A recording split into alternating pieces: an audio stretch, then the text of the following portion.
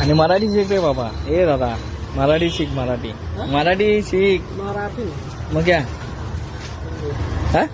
UP का मराठी नहीं आता है सीखने का. नहीं तो धंधा बंद कर. तो शेटर बंद करूँ क्या तेरा? है? बंद करूँ शेटर. मराठी सीख.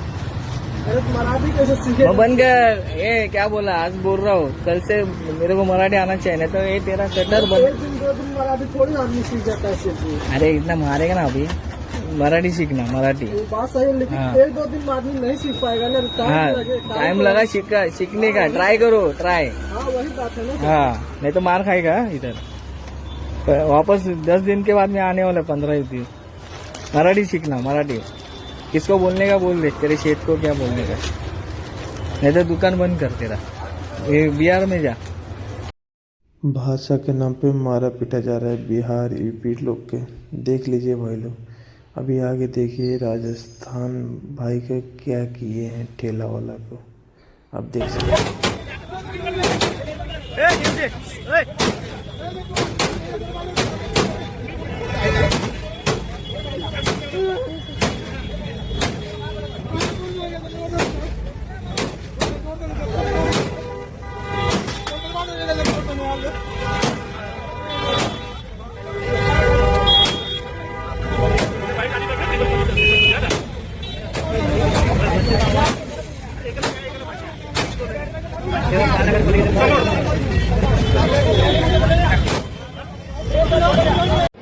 महाराष्ट्र में मराठी भाषा का अभिमान रखना ये कोई गलत बात नहीं है, लेकिन भाषा के चलते अगर कोई गुंडागर्दी करेगा तो इसको हम सहन नहीं करने वाले.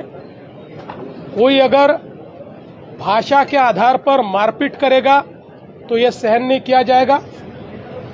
जिस प्रकार की घटना हुई है उसके ऊपर पुलिस ने एफआईआर भी किया और कार्रवाई भी की है. और आगे भी अगर कोई इस प्रकार से भाषा का विवाद करेगा तो उसके ऊपर कानूनन कार्रवाई होगी. हमको हमारी मराठी का अभिमान है, लेकिन भारत की किसी भी भाषा के साथ इस प्रकार से अन्याय नहीं किया जा सकता. ये भी हमको ध्यान में रखना पड़ेगा. और मुझे तो कभी कभी आश्चर्य होता है कि ये लोग अंग्रेजी को गले लगाते हैं और हिंदी के ऊपर विवाद करते हैं. ये कौन सा विचार है और ये किस प्रकार की कार्रवाई है? इसलिए इस प्रकार से जो लोग ऐसा कानून हाथ में लेंगे इनके साथ कड़ी कार्रवाई की जाएगी.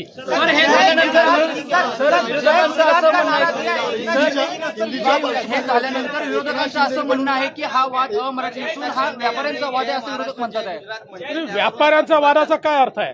काय व्यापाऱ्यांनी त्या ठिकाणी व्यापार करू नये?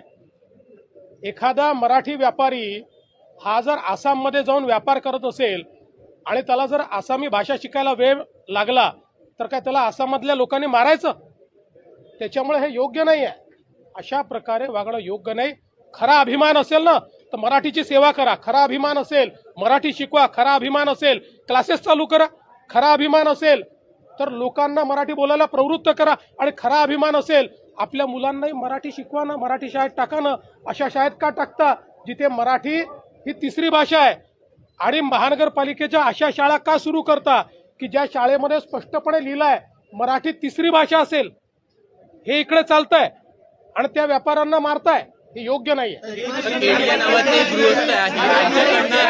केडिया नावाचे गृहस्थ उद्योग एकनाथ शिंदे यांनी पुण्यामध्ये जय गुजरातचा असा नारा दिलेला आहे. असं आहे, आपल्याला मी आठवण करून देतो. यापूर्वी एकदा चिकोडी